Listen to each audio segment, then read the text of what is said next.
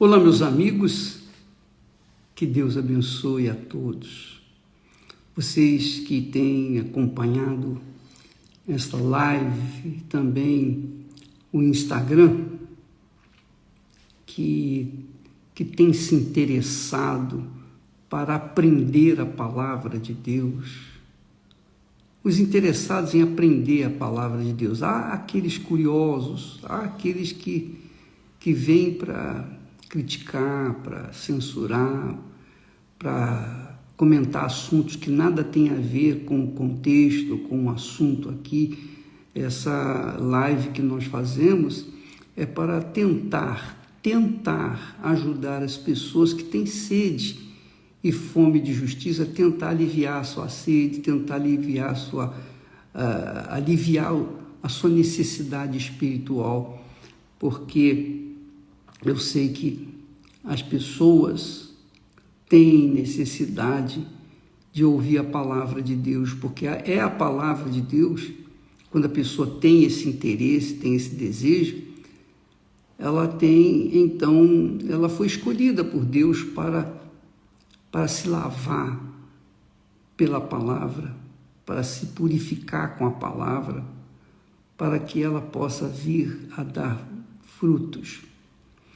Então, para essas pessoas interessadas é que nós estamos trabalhando e graças a Deus, porque Ele tem nos dado a direção, nos ensinado através da sua palavra como nós podemos nos livrar do mal, como nós podemos garantir a nossa salvação, como nós podemos preservar a nossa salvação, que é o bem mais precioso que existe na face da terra. É a nossa salvação. Mas a salvação, ela depende da fé. A fé autêntica, a fé inteligente, a fé que se apoia na palavra de Deus, se apoia nas Sagradas Escrituras. Então, quando uma pessoa se apoia na palavra de Deus e pratica, e obedece, e segue, ela está guardando a sua alma para o encontro com o nosso Senhor Jesus Cristo. Então, falando ainda sobre o Salmo 73, aliás, o Salmo 73, ele é um salmo assim muito forte, porque ele, quem fala foi um homem de Deus, E esse homem de Deus, ele chega a falar aqui 3 coisas, preste atenção. Logo no início, ele diz assim, com respeito a Deus, ele fala: verdadeiramente Deus é bom. Então ele sabia que Deus era bom, era ótimo, excelente, magnífico, excelente para com Israel. Depois ele fala: e também para com os limpos de coração. Limpos de coração são aquelas pessoas que têm a consciência limpa, lavada, purificada, aquelas pessoas que estão em paz com Deus. Essas são as pessoas limpas de coração. Depois ele fala dele, ele pessoalmente, a opinião dele, a situação dele, testemunho dele, confissão dele. Ele diz assim: quanto a mim, aí ele está falando a respeito dele, quanto a mim, os meus pés quase se desviaram. Os meus pés quase se desviaram. Você veja que era um homem de Deus. Asaf era um homem de Deus. Era um homem de fé. É um homem que conhecia a Deus, temente a Deus. Mas, mesmo sendo um homem temente a Deus, ainda assim, conforme ele diz aqui, os meus pés quase se desviaram. Por quê? Quer dizer, ele é um homem de Deus, um profeta. Chega ao ponto de confessar que os pés dele quase se desviaram, é porque era muito forte, muito forte. Os meus pés quase se desviaram. Por que se desviaram? Quase se desviaram. Ele falou, pouco faltou para que escorregassem os meus passos, pois eu tinha inveja dos nécios, quando via a prosperidade dos ímpios. Esse é o grande problema das pessoas, que as pessoas correm, o risco que as pessoas que são tementes a Deus correm, normalmente. Porque mesmo sendo de Deus, a pessoa que é de Deus, eu sou batizado com o Espírito Santo, eu sou de Deus, eu sou fiel na igreja, etc, etc, etc. Graças a Deus. Mas essa sensação que a pessoa tem de segurança, e porque elas não cuidam, não guardam, não ficam atentas com respeito à sua própria vida, à sua salvação, guardando a sua vida, vigiando. Então, aquelas pessoas que por acaso, têm o Espírito Santo, são tementes a Deus, são de Deus, mas estão vivendo ou vivenciando problemas de situações de miséria, problemas de desemprego, problemas de saúde, por exemplo, problemas seculares. Normalmente, a pessoa fica se indagando, por que isso? Por que, poxa, eu sirvo a Deus, por que eu estou assim? Poxa, se eu sou uma serva de Deus, por que o meu marido me deixou? Se eu sou um servo de Deus, a minha mulher me abandonou. Se eu sou um servo de Deus, por que eu estou doente? Se eu sou um servo de Deus, por que eu estou desempregado? O que está acontecendo? Será que Deus esqueceu de mim? Será que eu estou perdido? Eu estou sozinho? Então, o diabo trabalha nisso. O diabo, ele faz assim, preste atenção, ele sopra pensamentos para com os que estão seguros, firmes na rocha. Ele tentou Jesus, ele tentou o próprio Senhor Jesus. Não vai tentar também os profetas, os homens de Deus, os servos de Deus? Não vai tentar? Claro que vai. Por isso Jesus disse, vigiai e orai. Primeiro vigiar, depois orar.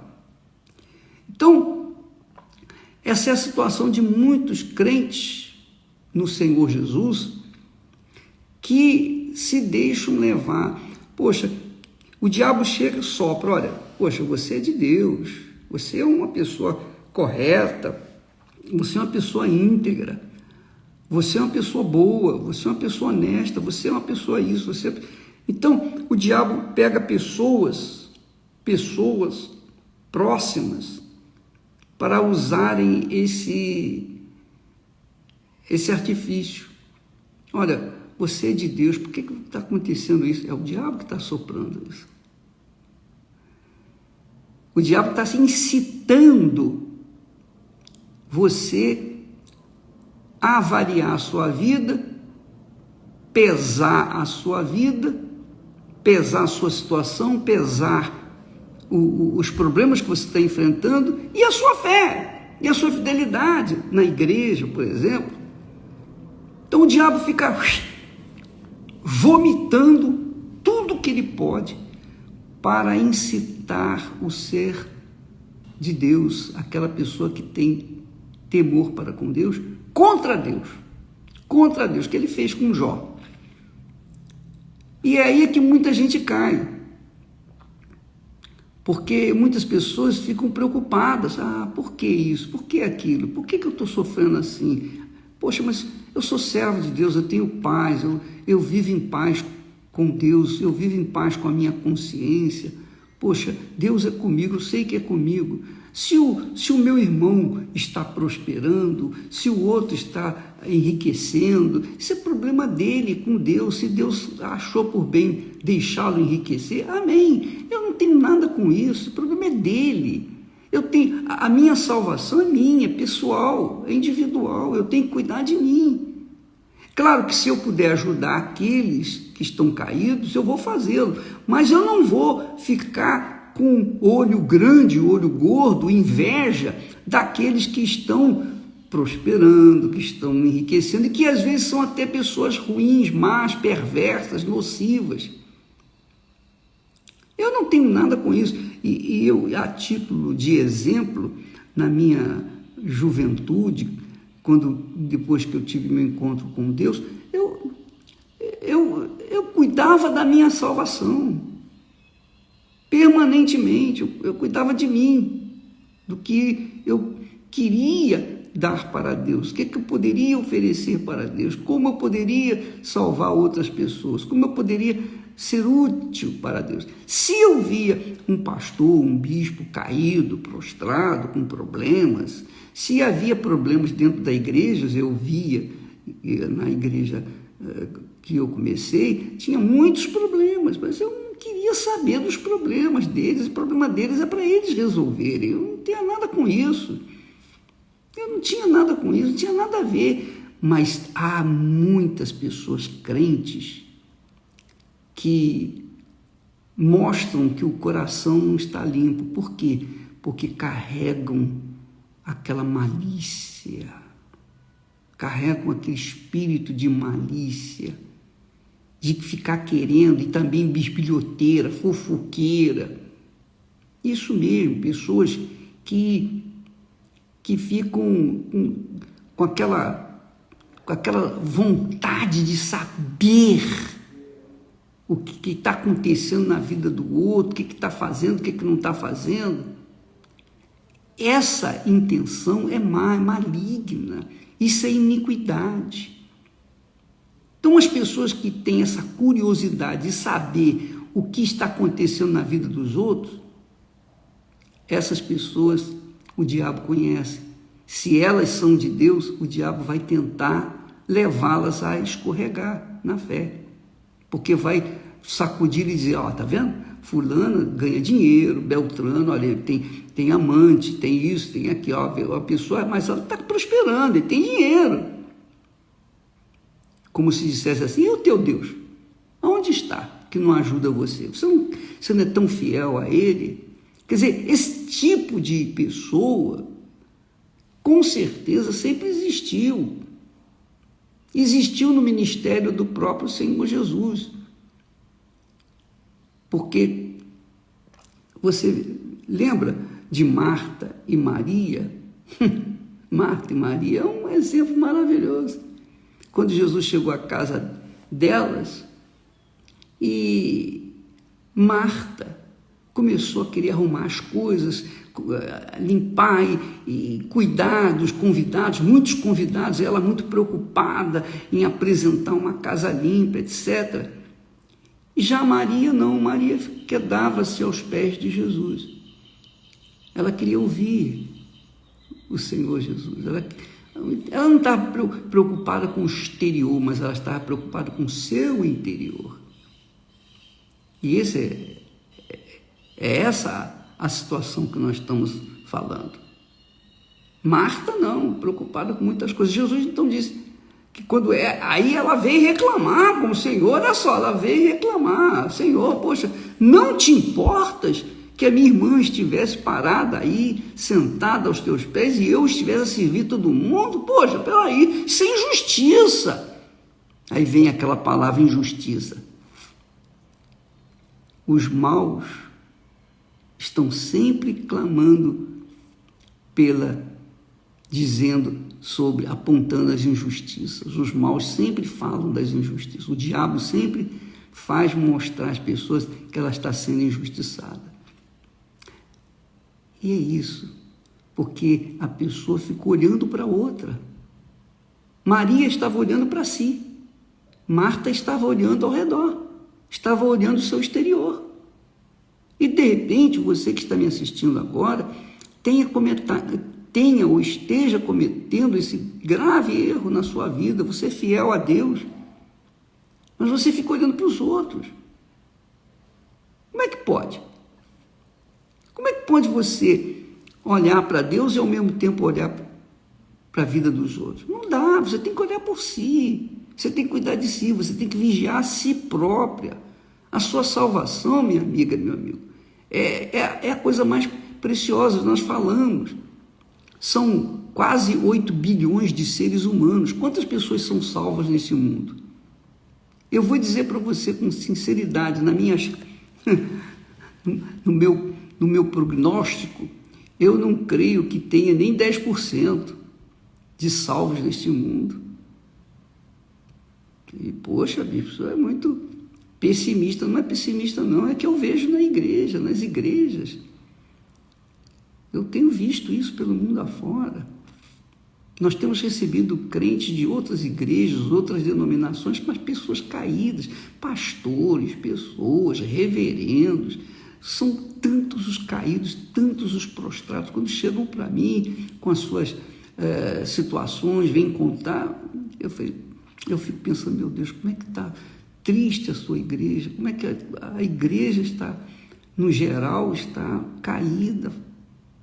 Por quê? Porque os membros da igreja estão olhando para os outros. Imagine se a mão direita ficasse olhando para a mão esquerda.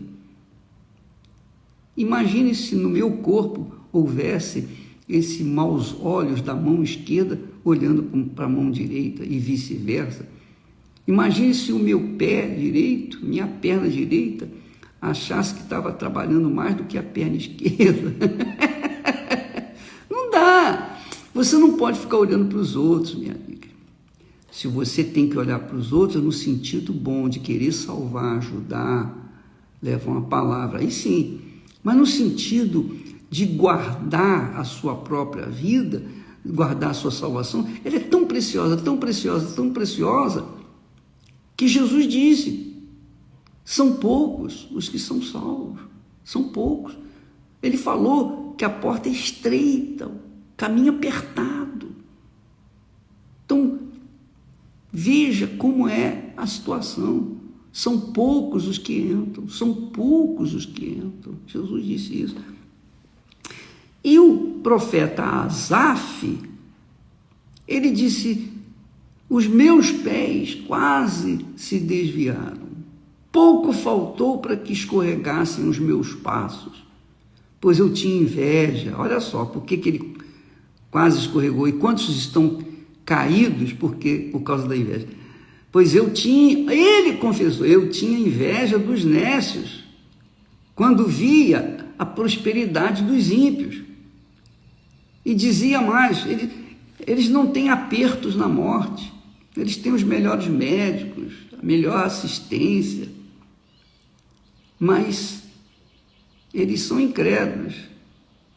Ele diz, não há apertos na sua morte, quer dizer, na morte dos ímpios, mas está firme a sua força. Ele pensava assim, a força física. E ele diz, não se acham em trabalhos como outros homens, nem são afligidos como os outros homens. Por isso, a soberba os cerca como um colar. Eles vestem-se de violência como adorno. Sabe aquelas pessoas que gostam de confessar os seus feitos maus? Os bandidos têm essa mania de confessar. Quão cruéis foram eles na morte de várias pessoas, inimigos, adversários, etc. Então, muitas pessoas carregam essa luxúria, esse orgulho de serem maus, perversos e aparentemente estarem bem. Os olhos deles, continua o profeta, estão inchados de gordura. Inchados de gordura. Eles têm mais do que o coração podia desejar. Quer dizer, ele fala aqui, ele relata aqui a vida do ímpio, do rico, daqueles que fazem o mal, aqueles que são contra Deus e ainda prosperam, e ainda vivem uma vida boa. E ele achava, poxa, isso não é justo. Em outras palavras, ele está dizendo, não é justo. Eu sou fiel a ti, eu sou uma pessoa que não faço mal a ninguém, eu sou uma pessoa que tenho estado fiel, leal à minha fé, mas eu tenho inveja deles, porque eles têm tudo do melhor e eu tenho tudo do pior. Não, minha amiga, não pense assim. Nunca, jamais, em tempo algum, porque isso é cruel. Você não sabe o que os ricos passam. A riqueza do rico, diz a Bíblia, não o deixa dormir, não o deixa em paz. Você sabia disso? As riquezas dos ricos não os deixam em paz. Não os deixam em paz. Porque eu falei na semana passada que o bandido-chefe, ele dormia, quando ele dormia, ele tinha um exército em volta dele para guardar o sono dele, porque ele tinha medo. Quando ele dormia com medo, dormia com a metralhadora do lado, mas dormia com medo. Tinha tudo, dinheiro, tinha mulheres, tinha, enfim. Então, assim é a situação dos ímpios. Nenhum ímpio, nenhum pecador, por mais que ostente sua luxúria, sua grandeza, suas glórias desse mundo, tem paz. Se não tiver o Senhor Jesus como o único Senhor e Salvador. É impossível isso. E quando a gente tem o Senhor Jesus como nosso Salvador, o que importa o resto? O que importa o exterior? O que importa que os outros estejam bem e a gente não esteja numa situação social tão boa? Não interessa. A gente não tem que se preocupar com isso. A nossa maior preocupação é manter o coração puro, que essa é a grande vigília que a gente tem que manter 100%. Então eu tenho que ficar vigiando meu coração, meus pensamentos. Eu tenho que ficar vigiando a minha vida, guardando a minha vida para não deixá-la escorregar, para não perdê-la de forma nenhuma. Porque eu uso um ditado muito interessante, que talvez sirva para você. Eu fui salvo há 57 anos atrás. Estou salvo graças a Deus. Estou salvo hoje. Se eu morrer hoje, agora, nesse momento, graças a Deus eu vou feliz da vida. E serei salvo se permanecer fiel, leal até o fim. Então eu fui salvo, estou salvo e serei salvo se permanecer fiel até o fim. Use essa ideia para você não ficar olhando para os outros. Você tem que olhar para si. Não faça igual Marta, que foi censurada por Jesus. Jesus disse: Marta, andas ansiosa, preocupada com muitas coisas, pois Maria escolheu a boa coisa. Você anda se preocupando com muita coisa e ainda fica olhando a vida dos outros. Você tem que olhar para si, guardar a si próprio. Esse é o segredo da salvação. Eu fui, estou e serei salvo, se permanecer fiel até o fim. Então, cada dia que eu venço, cada dia que eu alcanço, continuo na salvação, é uma glória para mim. O amanhã Deus dará, mas eu não vou ficar preocupado com os que caem à minha direita, nem à minha esquerda. porque eu tenho que cuidar da minha própria salvação. Eu não a troco, não coloco em risco, em hipótese alguma, por ninguém, nem por família, nem pelo trabalho, nem por nada nesse mundo, nada. A minha salvação é intocável, por isso eu cuido dela, eu guardo, eu aguardo com todas as forças do meu coração, eu a protejo com tudo que Deus me dá para que assim ela possa ser salva. Então não fique a olhar para os outros, olhe para si próprio. Não seja Marta, seja Maria. Maria escolheu a boa coisa, e esta escolheu a boa parte, e esta não lhe será tirada. E é isso que eu guardo. Escolher essa boa parte, isso aí chama-se temer ao Senhor. Quando a gente teme a Deus, a gente guarda a nossa salvação. Tá bom? Amanhã vamos falar mais. Deus te abençoe em nome do Senhor Jesus. Amém.